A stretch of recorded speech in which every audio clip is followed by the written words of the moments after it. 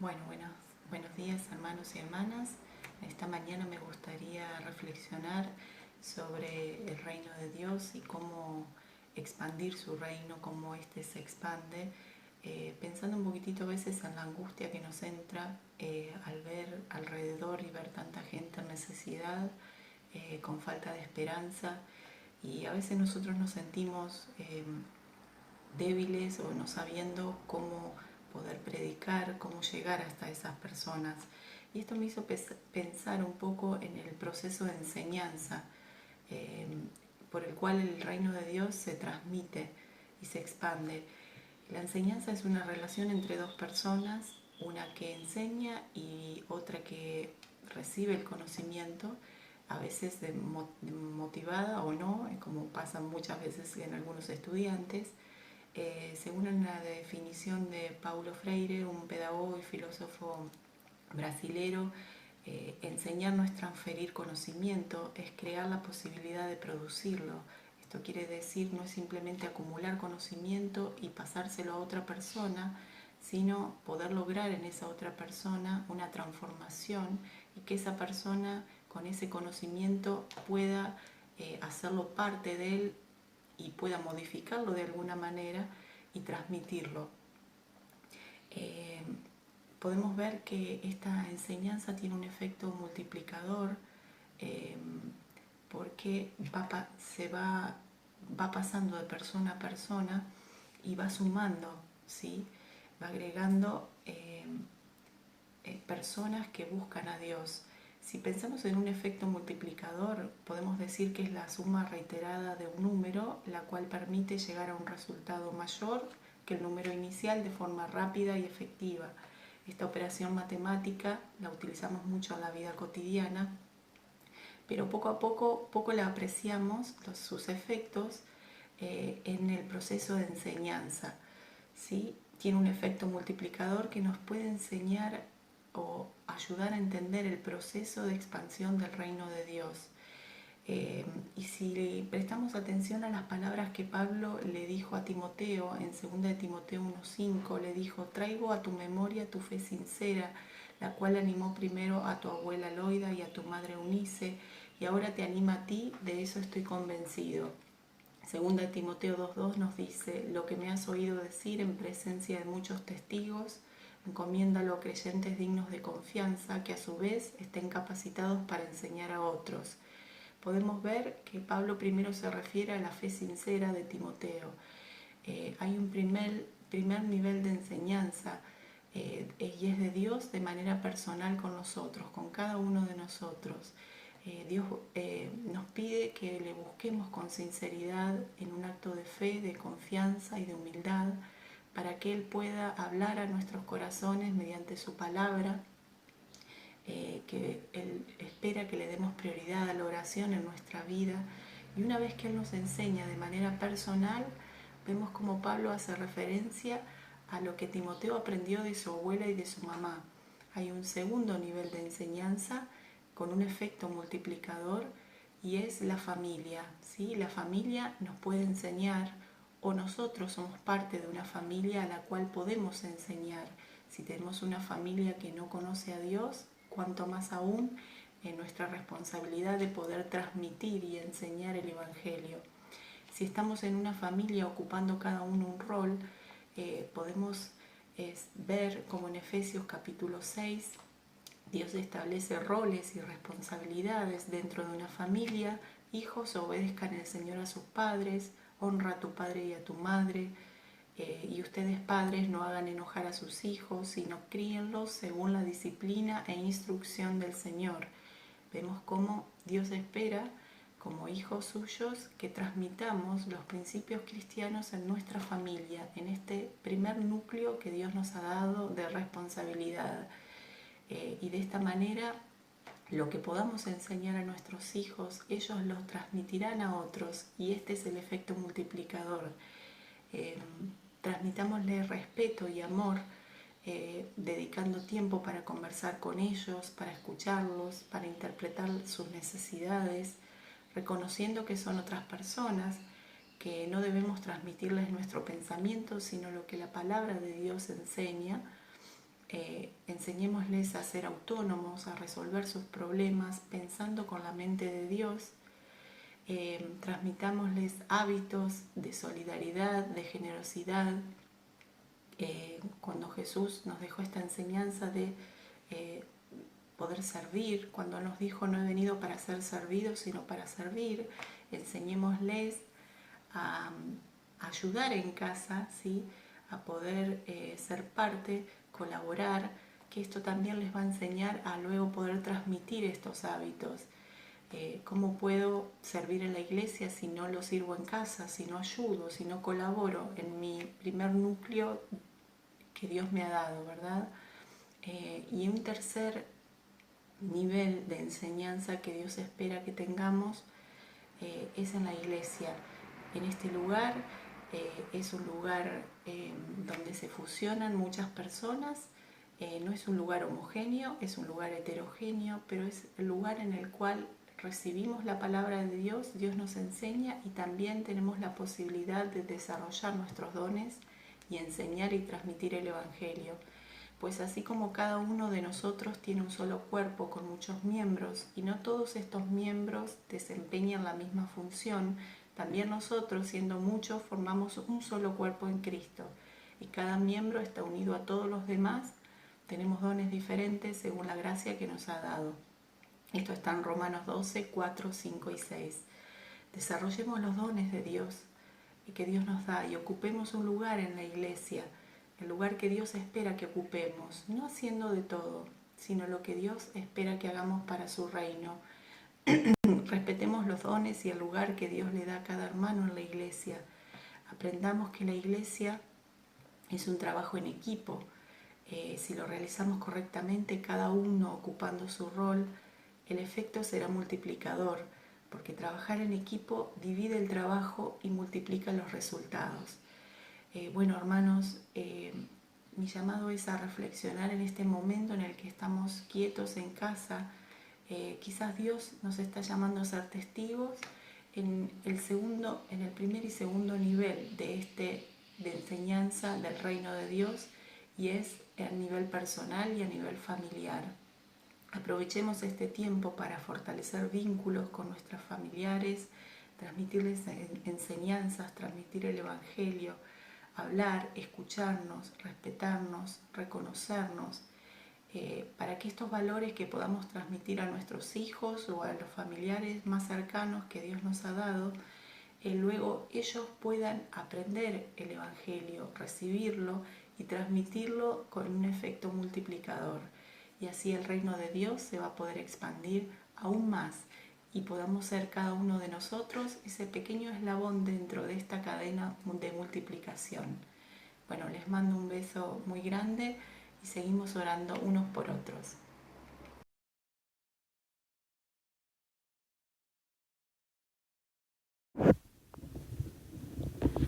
Buenos días, queridos hermanos, un gusto poder saludarlos nuevamente, tener este tiempo devocional compartiendo nada más ni nada menos que la palabra de nuestro Dios. Que puedan estar bien, gozando de buena salud física y espiritual, con toda seguridad que sí.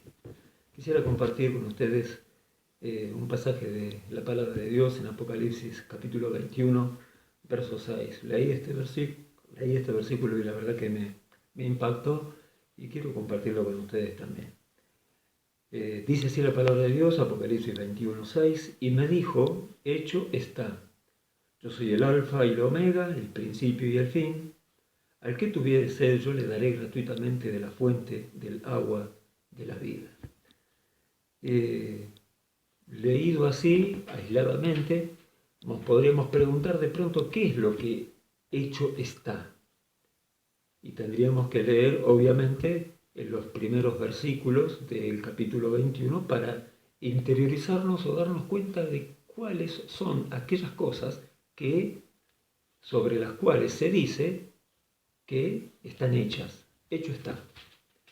Y dice entonces en Apocalipsis capítulo 21, verso 1 en adelante, dice, vi un cielo nuevo y una tierra nueva, porque el primer cielo y la primera tierra pasaron y el mar ya no existía más. Y yo, Juan, vi la santa ciudad, la nueva Jerusalén, descender del cielo, de Dios, dispuesta como una esposa ataviada para su marido. Y oí una gran voz del cielo que decía, he aquí el tabernáculo de Dios con los hombres, y Él morará con ellos, y ellos serán su pueblo, y Dios mismo estará con ellos como su Dios. Enjugará Dios toda lágrima de los ojos de ellos, y ya no habrá más muerte, ni habrá más llanto, ni clamor, ni dolor, porque las primeras cosas pasaron. Y el que estaba sentado en el trono dijo, he aquí, yo hago nuevas todas las cosas. Y me dijo, escribe, porque estas palabras son fieles y verdaderas. Y como leímos recién en el verso 6, y me dijo, hecho está, yo soy el alfa y el omega, el principio y el fin. El que tuviere sed yo le daré gratuitamente de la fuente del agua de vida. El que venciere heredará todas las cosas, y yo seré su Dios, y él será mi hijo. Pero los cobardes e incrédulos, los abominables y homicidas, los fornicarios y hechiceros, los idólatras y todos los mentirosos tendrán su parte en el lago que arde con fuego y azufre, que es la muerte segunda. Y hasta aquí una lectura. Obviamente, este hecho está, ¿a qué se refiere? Se refiere justamente a todo lo que viene narrando el Apocalipsis desde el capítulo 1, en su descripción de las iglesias, pero también en las cosas que habrán de ser, en las cosas que habrán de venir.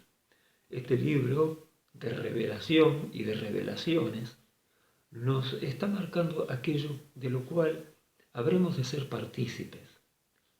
Hecho está, dice el verso 6. Podríamos decir, ya está hecho. Decimos esta frase refiriéndonos a algo que ya ha sido, podríamos decir, consumado. Es la forma de expresión que tenemos para algo que ya realizamos. Cuando quizás éramos chicos, se nos ordenaba a través de papá o mamá, nos daban alguna orden, algo que teníamos que hacer, algo que cumplir, y nos preguntaban por aquello que nos había sido encomendado para que realicemos, entonces solíamos decir, ya lo hice, ya está hecho, ya está, ¿no es cierto? En un vocabulario muy familiar. Aquí la palabra de Dios nos marca o declara justamente lo que dice justamente el Señor respecto justamente de lo que se le revela a Juan, respecto justamente de la santa ciudad, aquella que descendía del cielo de Dios, que ya no existía esta tierra y este cielo, sino que vio un cielo nuevo y una tierra nueva, de la cual también Pedro en su segunda carta nos habla, ¿no es cierto? Nosotros esperamos cielos nuevos y tierra nueva donde mora la justicia. Ahora bien, lo que narró Pedro, sin verlo, ahora aquí lo está confirmando y lo está viendo el apóstol Juan, allí desterrado en Patmos. Y la revelación que recibe él, justamente es de la santa ciudad, la Nueva Jerusalén, descender del cielo de Dios, dispuesta de una forma hermosa, preciosa, ataviada como para su marido. Posteriormente, si leemos el resto del capítulo, encontraremos la maravillosa descripción que hace de esta ciudad que desciende del cielo de Dios. Pero me llama la atención esto. Hecho está. Ya está hecho. Ya está consumado. Esta declaración que hace Dios a través del libro de Apocalipsis es la confirmación de aquello que ya está hecho. En la presencia de Dios, esto ya se vivió. Es como si nosotros tuviésemos la posibilidad de leer, por así decirlo, el diario del lunes, conociendo qué es lo que se va a decir, y qué es lo que habrá pasado, y qué es lo que fue dicho. Hecho está. Delante de la presencia de Dios y para la presencia de Dios el Señor, el Todopoderoso, como aquí se describe, el Alfa y el Omega, el principio y el fin, estas cosas, delante de su presencia, ya están hechas. Ya han sido hechas. De la misma forma que el Señor allí en la cruz, en el momento de su entrega, una de sus últimas, como su última frase fue, consumado es. Aquí podríamos también justamente colocar este consumado es como hecho está. Es un acontecimiento que al delante de la presencia de Dios ya está hecho, ya es un hecho consumado. A nosotros nos queda esperar para ver la consumación de esto, el tenerlo delante de nuestra vista, el ser partícipes de todo esto que habremos de compartir, que el Señor nos habrá de compartir a nosotros, porque fue justamente lo que Él fue a preparar para cada uno de nosotros, los que confiamos en Él. Pero eso ya está hecho.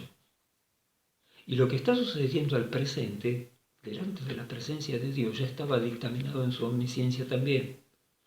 ¿Quién podría decir, decía el profeta, ¿no es cierto?, en la antigüedad, que nos sucede algo que el Señor no mandó?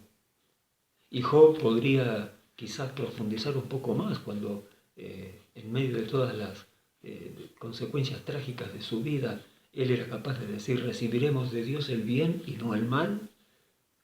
Y fue un hombre que se mantuvo firme en la fe, en ese aspecto con respecto de Dios, independientemente de todas las circunstancias que le tocó vivir, que fueron obviamente muchísimo peores que las que estamos sometidos en el presente cada uno de nosotros. Hecho está. Es un acontecimiento que ya está realizado delante de la presencia de Dios. Nos queda esperar para nosotros justamente la realización de esto. Pero al mismo tiempo que esperamos esto, ¿qué es lo que dice también la palabra de Dios? Que justamente el Señor se dedicará a enjugar o a secar toda lágrima de los ojos de ellos. Dios secándonos las lágrimas de este mundo. Y ya no habrá más muerte, ni llanto, ni clamor, ni dolor, porque las primeras cosas pasaron. Estas cosas que estamos viviendo nosotros hoy forman parte de esas primeras cosas. Estas primeras cosas. Las cosas que acontecen hoy a la humanidad, las cosas que acontecen hoy a los hijos de Dios. Si se quiere, tenemos un doble mensaje para interpretar de parte de Dios. Hay un mensaje para el mundo, pero hay un mensaje también para la iglesia, para los creyentes, para los cristianos, para aquellos que hemos recibido a Cristo como nuestro único y suficiente Salvador.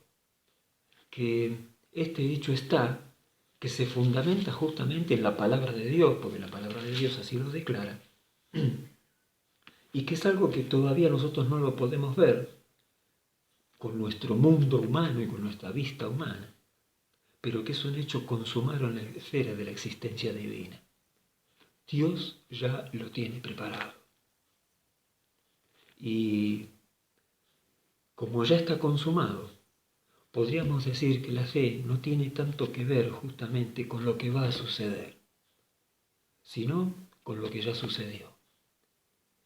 Y en este aspecto, delante de los ojos de Dios, el Todopoderoso, y de su Hijo que está sentado en el trono, como el Rey de Reyes y Señor de Señores, esto ya ha sucedido. Para Dios ya sucedió. Para nosotros queda el esperar que se nos revele. Y estamos expectantes de aquel momento. En los primeros días de abril, en la Argentina y en parte del mundo también, se escucharon, y hemos tenido noticias justamente, de sonidos que se escucharon en el cielo. Se escuchó y fue la primera vez que yo pude escuchar hablar de algo así, como era un cielomoto.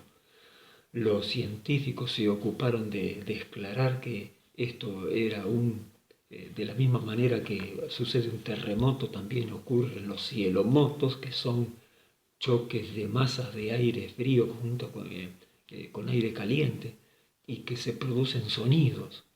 Y seguramente ustedes, como yo, habrán visto videos en los cuales se escuchaban sonidos, pero no se veía absolutamente nada. El cielo estaba estrellado y en algunas provincias, en el sur del país, como también en la zona de Cuyo, se pudo observar esto y en algunas partes del mundo también. Ahora bien, yo pensaba en sonidos del cielo. Y cuando escuchaba esto, hermanos, pensaba en el sonido de la trompeta. Porque 1 Corintios nos dice que se tocará la trompeta. Y esa trompeta la habremos de escuchar. Y hasta se hizo cierta asociación también con el libro de Apocalipsis, hablando sobre las trompetas de Apocalipsis, de boca de los incrédulos. Nosotros esperamos el sonido de la trompeta, y cuando escuchemos el sonido de la trompeta sabremos que llegó nuestro momento, el momento de dejar esto, y de pasar a contemplar y a vivir todo lo que ya conocemos que está narrado en la palabra de Dios. Que el próximo sonido que escuchemos no sea el de las masas de aire fría y aire caliente que se chocan en la atmósfera, sino que pueda ser el sonido del Señor tocando la trompeta, llamándonos así. La Escritura nos dice, porque se tocará la trompeta. Creo, hermanos, que la trompeta ya está afinada, ya está finamente preparada para el toque final. Que podamos tener los oídos apercibidos para escucharla y para que el Señor con voz de mando y con trompeta de Dios nos llame a su presencia para estar siempre con Él. Hermanos, en expectativa de este momento, que podamos elevar nuestra mirada al cielo en alabanza, gratitud y adoración al Señor por todo aquello que Él ya preparó para nosotros. Que el Señor nos bendiga. Hasta la próxima.